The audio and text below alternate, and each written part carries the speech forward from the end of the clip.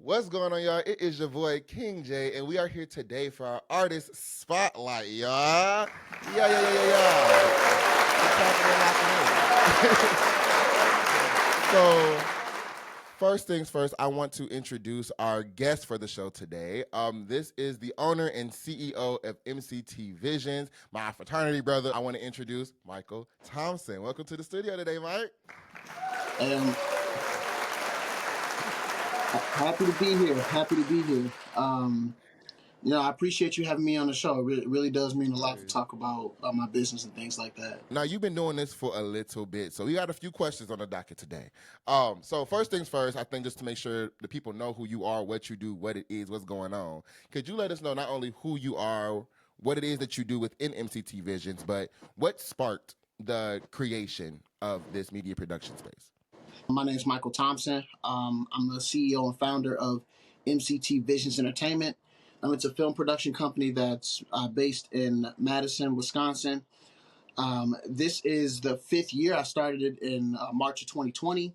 It actually started off as just performing videography services, but I quickly turned it into a film production company. A little bit about me: I have a performance background, acting background.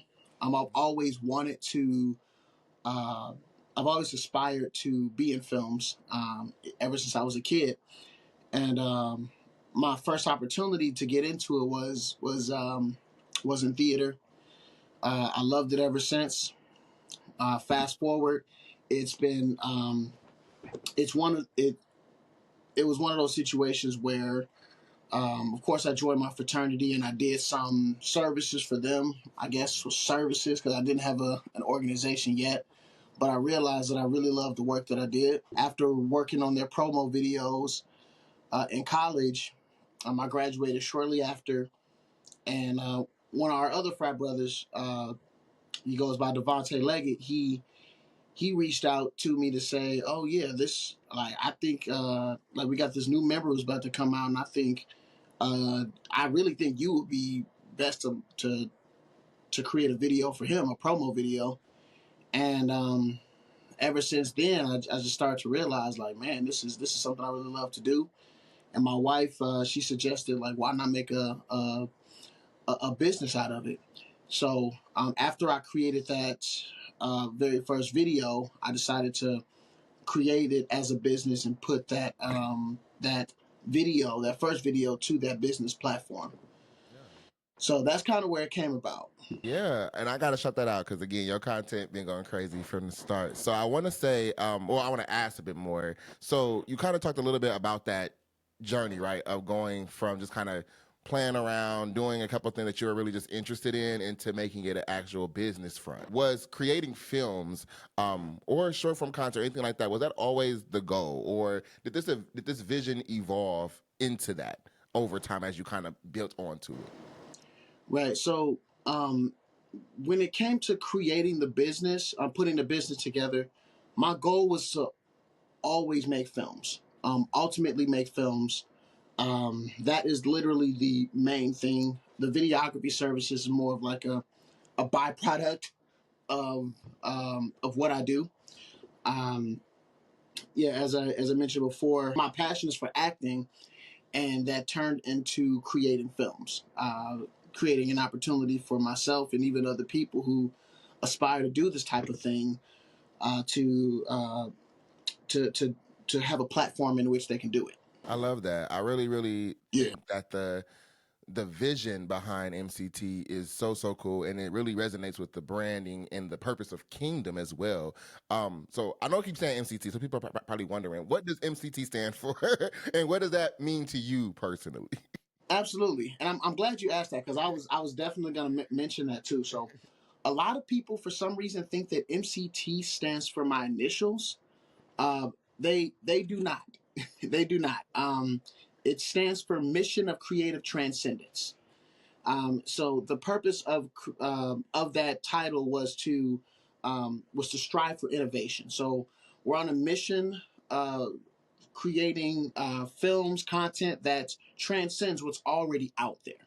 So the purpose of my organization is to strive for innovation as my organization grows, I want to have people on my team who are innovators, who are leaders, um, and can be very creative while engaging with the future audiences. One thing I will say is that it does come from my initials initially, um, and the reason why we have that as my initials is to represent that I am the original founder of it.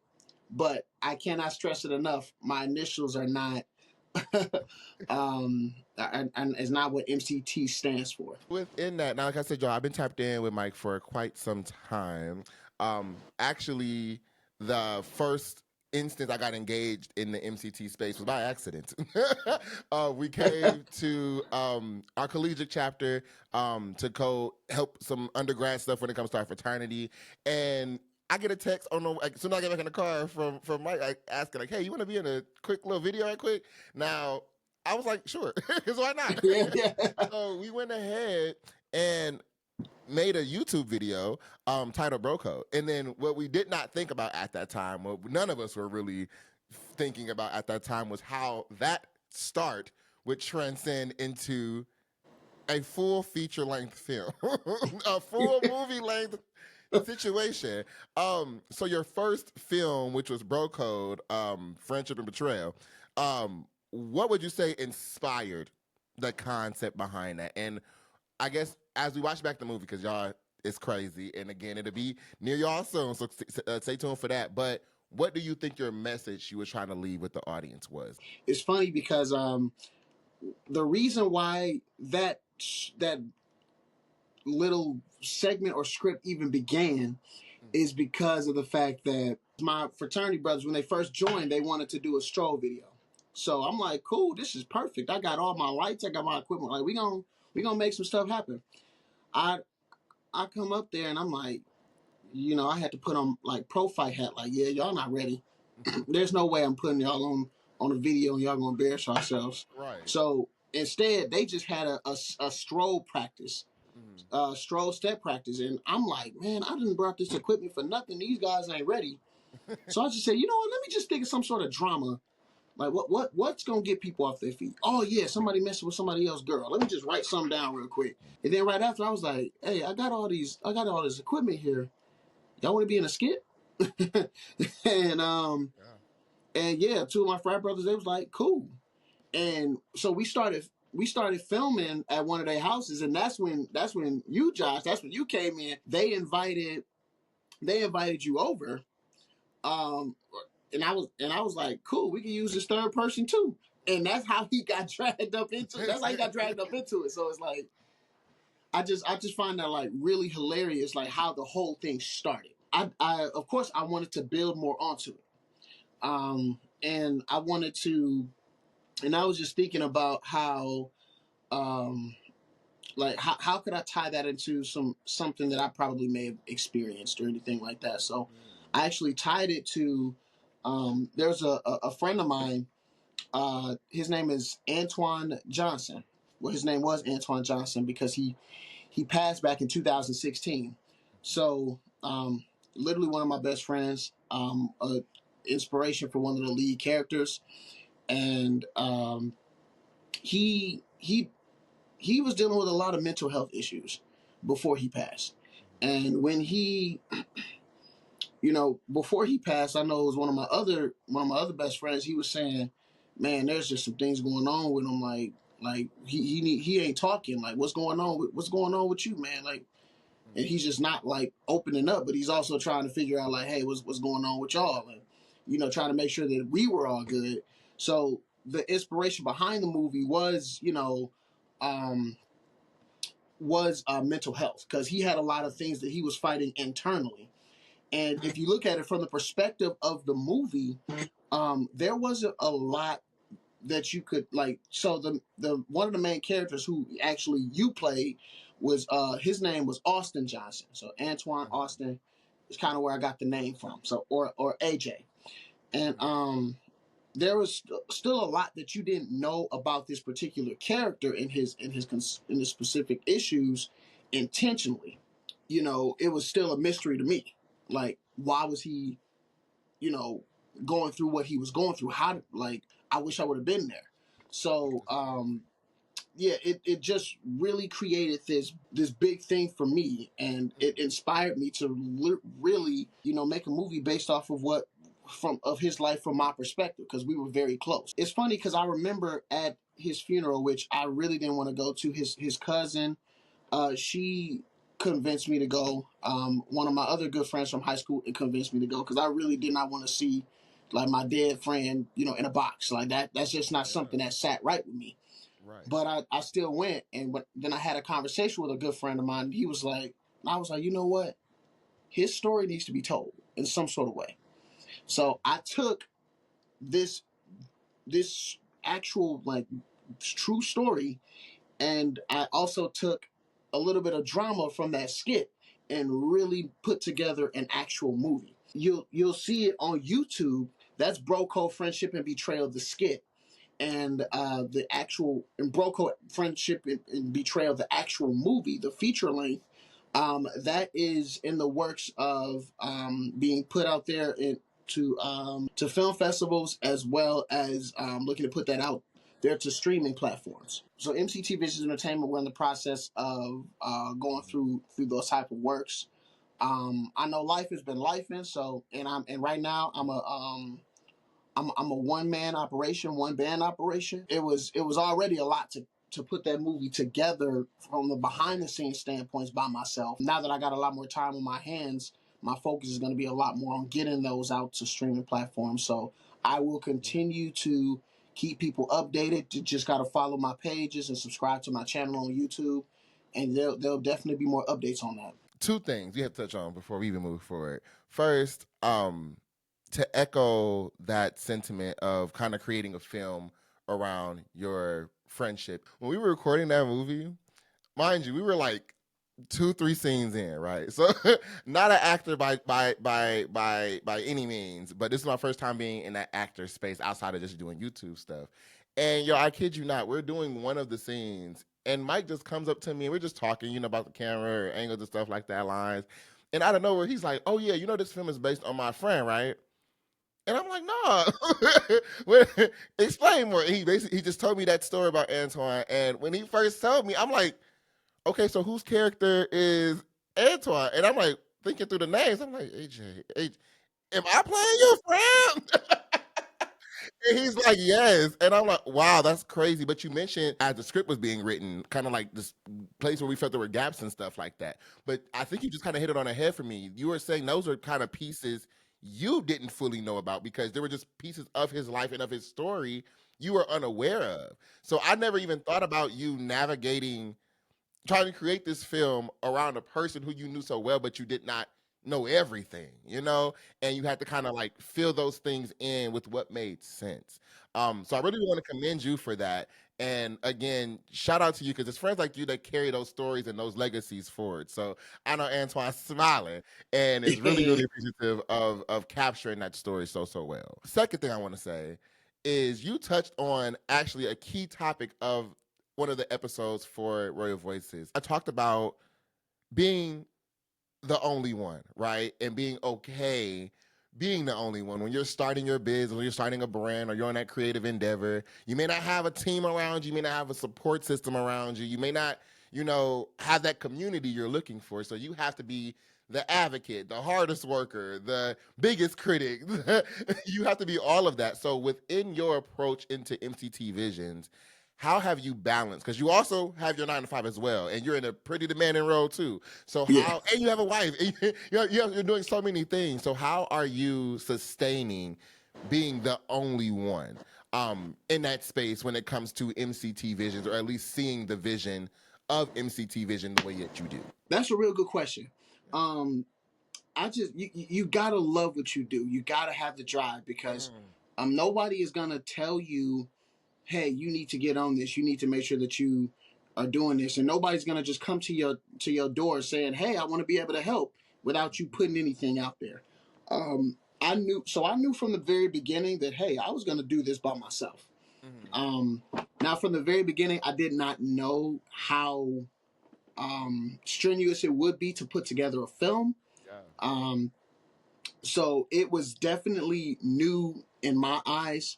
It was I didn't realize how long it would take to film, because the very first day of us filming Broco, I said, "Oh yeah, we gonna do these two scenes." I Yeah. didn't realize that, man, it took like 4 hours to do just one scene. Like, Yes. and we still didn't get everything. We had to go back and redo certain parts of the scene. So it was one of those situations where I realized this is going to be a lot more work than I thought. Hmm. But I still continue to push, because I know at the end of the day, eventually I want to be able to run an empire here. So, similar to like what Tyler Perry Studios does. I want to be able to have something like that here in Madison. I'm not striving to be like Tyler Perry or anything like that. I'm just saying he's an inspiration behind wanting to be out there and giving black voices an opportunity to really be voice themselves, and doing it through their stories. So yeah, it's definitely one of those things that it just means the world to me, and because of that, I have to have a drive. How I balance it all, I mentioned earlier, life be life, and sometimes I didn't have always have the demanding 9 to 5 that I have.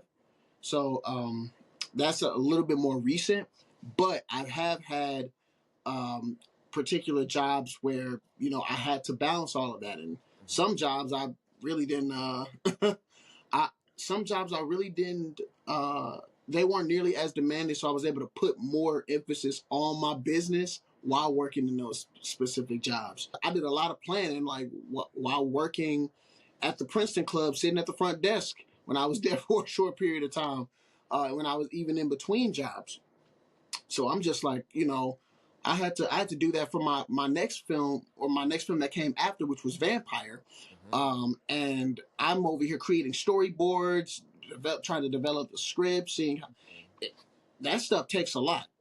And I didn't do any of that for Broco, by the way. I kind of just went in and winged it, like this amateur filmmaker, just going in, not knowing exactly what he's doing, and having to balance all of that stuff out. It Right. just became a lot, but um, you become good at it later on. Like your skills start to develop in balancing all of that stuff. Hmm. And sometimes when life does happen, you may just need to take a back seat, and that's what I've done sometimes. I've taken a back seat to what I need to do, especially since at this moment I'm a one-man band. Hmm. But I never fully let go of what I was doing. I was always practicing. I was always, reading up on things, watching videos. I asked my wife, I said, "Hey, can I film you making a glass of Crystal Light?" And she's like, "What the heck are you talking about? Why would anybody want to watch that?" Right. And when I actually put together a video of her actually doing it, she was like, "Oh, okay, now I can see it." Because those are things that I've learned and I've continued to practice on Hmm. while I was balancing everything out, even if I was kind of in idle mode before Yeah. my next project. Oh, I love that. And I think the biggest thing you touched on is kind of building that legacy, right? Making that continuation, especially when you, as everybody does, experience burnout and you got to, take a second to recharge, but you still want to Yep. be in that loop. So clap it up for that, because again, Yes. it's a Yes. commitment for sure. It's a commitment for sure. Now you touched on this a little bit, but you just wrapped up your latest project titled Vampire. We had a chance to recently see that, y'all. It was great. And I think for me, like I told you during the premiere, was to see the growth from Broco to Vampire. But not just that. I think just the approach you had in Vampire, the cinematography around the project itself, the way it was so well captured. And I believe one of the brothers in the room, shout out Cheddar, I think was an individual during the panel that y'all were having that stated you capture melanin so well. And it reminded me a lot of like Moonlight, of how you were really capturing a lot of that stuff. So just that was just how I viewed some of that progression. But in comparison to Bro Code and to Vampire, what is something that you felt you did differently in Vampire, about creating that project that was different than Broco? And I know you touched a little bit on like the storyboard and things of that nature, but what was something that you were really excited about doing in Vampire that you didn't do before? One of the things was the storyboard, because with Bro Code, I kind of just said I'll just figure out how it'll look when I film, which is I realize is not ideal because you want to be able to have some sort of direction. Right. I didn't have as much direction when I was filming Bro Code because of that. So I wanted to be a lot more intentional when putting together Vampire and knowing, okay, what shots am I actually going to go for? For those who don't know, a storyboard is basically it's like a variety of different pictures, like that would represent the still images that would be shown in a movie. So, for example, if there's a scene, every single shot that you see, that wasn't just by accident. It was carefully planned. It was carefully put together. Um, Lighting, all of that was put into consideration, and it's usually done by a storyboard. So I was able to come in better prepared for that. And two, one of the things that I realized that I did not have was the best. I didn't have the best lighting for Broco like I would have wanted to. It was decent, and it got the job done. But there are certain things that I felt like I could have conveyed even more if I would have had different types of light placement. So I put a lot more emphasis on lighting. It was very important for me to be able to convey and tell a story. And it's definitely different for horror films. I'm going from a drama to a horror. Now they do have some similarities, but the lighting definitely can shift the mood. That's exactly what I did when I created Vampire. It was definitely an experience to have, and I had a lot more fun. But I also realized it took a lot more time to put everything together. Also, just composition, like camera angles, camera movements, composition, things like that. Oh, I love that, and the attention to detail. Like I can hear it in your response, like the focus and the intentionality you had behind every single decision made when it comes to the not only the final product but even capturing those things as well. And y'all, just a little bit of tidbit. The reason why I put lighting and stuff together now is because of Mike. I was notorious for just having a ring light and calling it a day. But when you have that backlight, you recognize you have undertones. I'm a very red boy. I don't know what it is, but I got red undertones. So, sometimes I can come out flushed out, but also thinking about color grading and stuff when we're editing and all of that, all plays a role in that final product. So thinking of kind of that director side, you also recently featured in a faith-based film as one of the actors. Um, and I think it's always crazy when people are in multiple areas of their creative space, right? So like people who can write the music but can also produce the beat, but can also arrange the melody. Same thing with producers and directors who can, have that director eye, make sure things look right, but like you mentioned, Tyler Perry can be in the movie and not just be in the movie, but play like 5, 6, 7, 8, 9, 10 characters at the same time while directing and producing that movie. So for Yep. you, is it a hard thing to kind of flip that switch on and off? Because you mentioned having a theater background. Is it hard to kind of go from, okay, I'm producing this movie, I'm directing this movie, to, okay, I'm an actor, so I can't direct the movie, I can't talk about everything, but is it a hard shift to make when you're in those different spaces? Um, it was, yeah, I will be honest. It was definitely difficult. Hmm. As a producer myself to kind of switch to just the acting, but I was able to do it. One thing I know and understand, I should say, is that I have to trust the producers of this film, and this is their work. And I don't want to Hmm. tell them how they can and can't do their work. I can only Yeah. just critique once I see it put together. Hmm. So it's one of those situations where no matter if I see something, I'm like, I don't know, man, the composition might be off, or the lighting Yeah. might not be good, or I don't know about that location. I It's one of those situations where I'm like, I need to just keep my mouth shut and allow them to work, because at the end of the day, I'm not a I'm not a producer here. I'm just acting. I put my focus only on bringing the character to life based off of what's written in the script. It was also pretty cool to know or see how another director slash producer does it. And he actually had an entire team too. So he had people, doing roles that, I'm doing all by myself, but he had different people performing those different roles. Right. And I, of course, I'm striving to get to that point. He's been doing it for about 14 years. Actually, the name of the person I'm referring to is Raphael Ragland. And the name of his film production company is So Grateful Films. He's worked with people like Tyler Perry, Spike Lee, things like that. So he has that experience of being within the world of production. He has this a faith based film as well. It's called The Voice of the Comforter.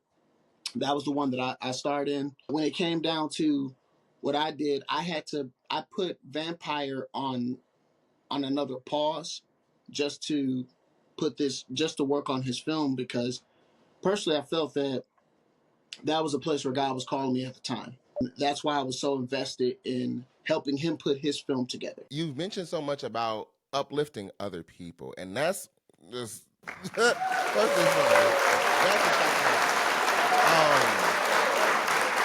I think in this creative space, a lot of people butt heads, right? Because we're doing similar things. Everybody think they the top of Dundada. They the best film. They're the best director. They're the best songwriter. They're the best rapper. They're the best fashion designer. It's very easy to fall into this space of competition.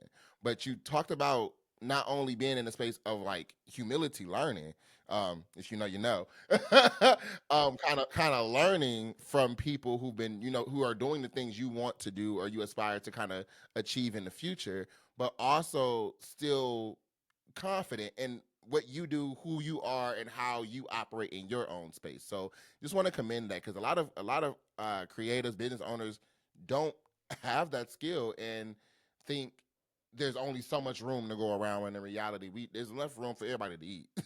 Within all of that, um, again, you're kind of learning from other people. You're kind of learning in that space on your own. What would you say was the, I guess, biggest thing you've learned thus far, while managing, operating, building MCT Visions? First of all, I do want to kind of piggyback on that comment before I answer the question that you mentioned about collaborating. You're absolutely right, especially um, when it comes to Black folks in, like more of the Midwest, Wisconsin. Um, like it always seems like there's a competition, and it doesn't really have to be. There's plenty of food for everybody to eat out here. One of the things that I love about what we do with this industry is that within this industry is that you have to collaborate. A lot of great movies that are put out there, they're not just put out there by one film production company. They're put out there by multiple. You'll see that at the very beginning of the movies. It'll say this production, this production, and that's what makes the films as great as they are. So lots of times you gotta, even when you have your own stuff, you gotta you gotta be humble. Um, there, if I'm working with somebody who I'm like, man, I feel like I could do this better, or I gotta be humble and be like, okay, well, let them work on, trust that they're gonna do their part, and if they ask you for something, then do that. Um, and vice versa. I'm pretty sure people will look at my work and say, man, like I wouldn't have been able to work under you because I feel like you wouldn't have been good enough for something. I don't know. Or I feel like I can do it better. Well, if you Yeah, can, then you go pick up a camera, you get some lighting, you try it. I mean, I know that's be better than me. That's fine. But at the end of the day, the best work that's going to be put out there to the world is going to be the work that's done using a collaborative effort with other people and other film production companies. right. One of the biggest things that I learned is, you know, to it's really just about learning to be patient. There's still a lot more that I'm in the process of learning, and that's one thing that I've learned is that this is a never ending learning. This is a never ending training. You're always going to be continuously learning new things. You're never going to get to the point where you have learned everything that you can learn. especially because technology is growing, technology is changing. They're involving AI in a lot of things. I know personally, if I did some hard work and somebody said, "Yeah, what AI program did you use?" I'll probably be a little offended, because not everybody does things with AI. Yeah. But I do have to understand that in today's world, AI is very prevalent in a lot that we do. Mm-hmm. Um, but we're still also in a world where we don't necessarily need to have AI. Mm-hmm. But it can be used to make things better for us. Yeah, and I gotta echo that AI in the words of Kiki Palmer. It's a little spooky oogie. And I think in the creative space, that AI conversation. I've been to a few conferences where that's come up. I've done sat in a few, Apple sessions as they in JBL and Beats by Dre and stuff like that, where they are shown, their new features and new capabilities that you ain't got to really think about doing no more. It just automated for you. So it is definitely causing a stir in that space and bringing concern of authenticity, of that quality, because again, AI can maybe do it in 5-10 seconds, but when a person is doing it, this is time. So it's definitely helpful, and I think people should rely on it in a sense of assisting, but not in a sense of doing it for you, or thinking of, okay, this can replace this, because that to me is just, it's not weird, but it's very, it feel a little insulting to those creators and to those artists and to those directors and musicians. It's a little insulting when you put in a few notes and this AI just made a song, or just made a movie, or just made a Picasso piece. Like it's a little crazy. Is definitely one of them. Another one of those things that I had to learn um, myself is to I had to learn that AI is going to be there to help, but just don't take advantage um, of it, and try to call the work your work. You know what I'm saying? Yeah, I definitely think the back and forth right now legally has been with like the ownership of AI created things, which is another reason why I'm telling creators, don't be using AI to make your stuff, because it could become a day where there's a law passed if you have been using those things, or some kind of algorithm that can track how these things are created, that will impact you in the future. So like he said, I think enhancements, like I love ChatGPT, and I use that to say, okay, I need help tweaking these notes for this episode, or I need help tweaking this timeline for release dates, stuff like that. Again, treating it like an assistant in that sense. Now I know we've been going on for a little bit, and I would love to have you here all day. But I have two more questions for you.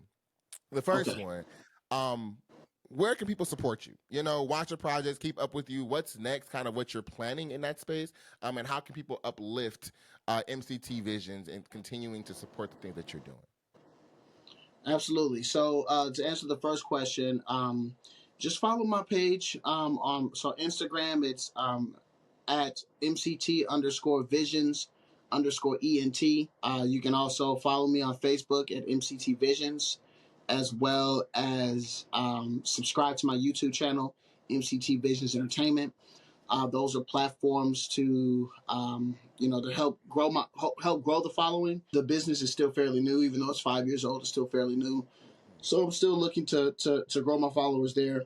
How you can help support? I offer videography services. It'll really help for anybody to take advantage of those, because that money that is being made is actually going back into the business to fund these projects that will provide opportunities for Black and Brown folks within the community. And again, that upliftment is always in your responses. So, like we say Yep. all the time, y'all continue to uplift these brands in these spaces that come across artist spotlight, because again, what you're seeing now in the next 10, 20, tomorrow could be the Nikes, could be the Sonys, could be the Summer Walkers, the Drakes, all the big folks started somewhere. So I think, lastly, with that being said, are there any final words or pieces of advice that you would give to creatives, or even to other individuals who may aspire to be in acting or producing or directing, or just simply in that creative environment? Any advice that you would give them? If you're someone who wants to be a director or producer, um, just do it. You have a phone. There's your camera right there. Um, you may not have lights, but you can always get some cheap lights if you wanted to. But at least start out with your phone. Take the time to learn, and then also connect with other people. There are film festivals that you can go to. You'll automatically connect with other people. Um, and there are also spaces for film communities online on Facebook. I'm a part of a few. That's another way of being able to connect with people. They have projects, they need some additional hands, or if they want to collaborate, that's an opportunity to collaborate. The same when it comes to, if you want to act, there's look for those opportunities to connect with people, meet with people, build your acting resume. There's an actress of mine who she asked me a few times, hey, uh, can I borrow this particular clip with me in it so I can be able to use it as my auditions and showcase to a director? And I said, absolutely, because that director is gonna like could like her work and say, hey, I have an even better part for you. You know, she may find paid work that way, and you never know what connections you're gonna make out of it. Mm. Keyword connections, y'all. I'm very, very big on networking. And again, that reign forever legacy of Kingdom, y'all can clearly see is present within MCT, and y'all see what I'm talking about when I say reign forever. So, with all that being said, thank you today to Brother Michael Thompson from MCT Visions. Thank you. Thank you so Man, much. I really appreciate being on the show. It does mean a lot to be able to get some recognition for the work that I do. I really appreciate you providing this platform for me and other creators that you meet as well. of course. And that's what we're here to do is uplift and bring that traffic that way. So with all that being Yes. said, y'all enjoy the rest of the episode, and we're gonna be right back to Royal Voices.